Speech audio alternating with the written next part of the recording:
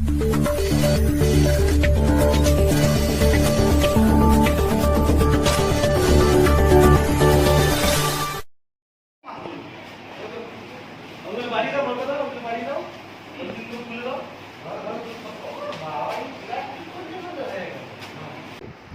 সঙ্গে কথা বলছি।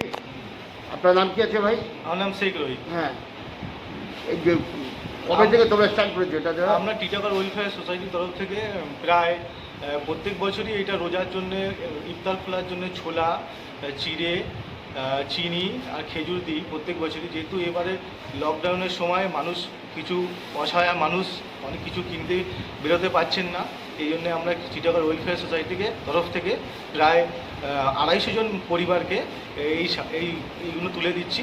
আমরা প্রায় পাতুলিয়া পঞ্চায়েতের 15 নম্বর অংশ যে পার্টটা আছে ওখানকার প্রায় 250 মানুষকে আমরা রোজার সামগ্রী তুলে দিচ্ছি।